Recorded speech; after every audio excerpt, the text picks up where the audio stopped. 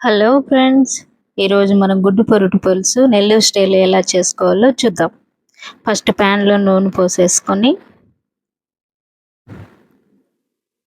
బాగా వేడెక్కాక కొంచెం ఆవాలు,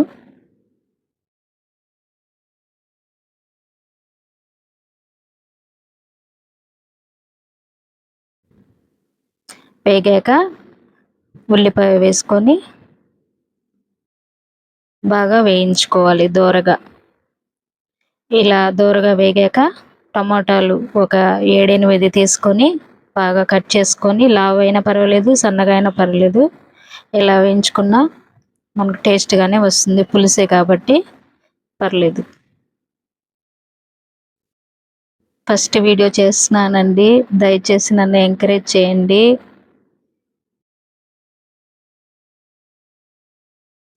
ఇలా కొంచెం బాగా ఇంకా ఫాస్ట్గా వేగడానికి కొంచెం ఉప్పు వేసుకొని, జీలకర్ర వేసుకొని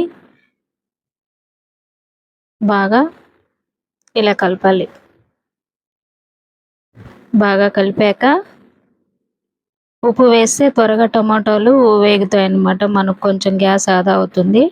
తర్వాత 3 టీ స్పూన్లు ధనియాల పొడి, నా దగ్గర ఉండే చిన్న స్పూన్ కాబట్టి స్పూన్ బట్టి నేను 3 స్పూన్లు ధనియాల పొడి వేస్తున్నాను. మీ స్పూన్ బట్టి మీరు కొలత వేసుకోండి. ధనియాల పొడి ఎంత వేస్తున్నామో మిరప్పొడి కూడా అంతే వేసుకోవాలి. 3 టీ స్పూన్లు ధనియాల పొడి, 3 టీ స్పూన్లు మిరప్పొడి అంటే కారం,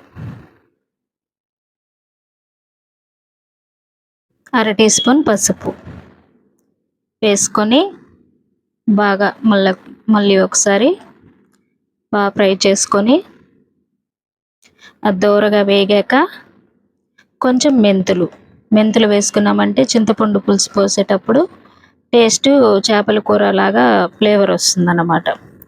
ఇప్పుడు కాస్త ఒక 50 గ్రామ్స్ చింతపండు ముందుగా నానబెట్టుకున్న చింతపండుని బాగా కలుపుకొని, మెంతులు కూడా దోరగా వేగాక తగినంత మాత్రం, అంటే మీ చిక్కదనాన్ని బట్టి మీరు పులుసు చేసుకోవచ్చు. కొంతమంది నీళ్ళుగా ఇష్టపడే వాళ్ళు ఉంటారు, కొంతమంది ముద్దగా తినే వాళ్ళు ఉంటారు. దాన్ని బట్టి బాగా పులుసు వేసుకొని మరిగాక 4 ఎగ్స్ తీసుకున్నానండి. 4 ఎగ్స్ తీసుకొని బాగా మరిగేటప్పుడు మాత్రమే ఇలా గుడ్డు కొట్టి పోసుకోవాలన్నమాట, ఆమ్లెట్ లాగా.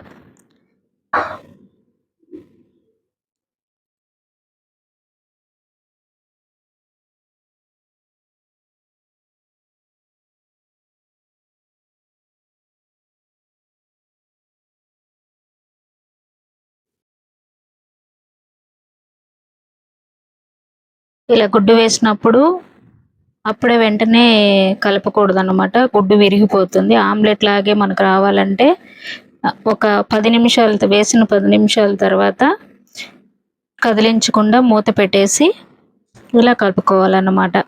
ఇప్పుడు రెడీ అయిపోయింది, చూద్దాము. ఇలా వస్తుంది. మనము కలిపెట్టేసామంటే కూర మొత్తము అదే స్ప్రెడ్ అయిపోతుంది, కాబట్టి వేసిన 10-15 నిమిషాలకి మూత పెట్టాక ఇలా చేసుకొని ఇంకా సర్వ్ చేసుకోవడమే అన్నమాట. Thank you.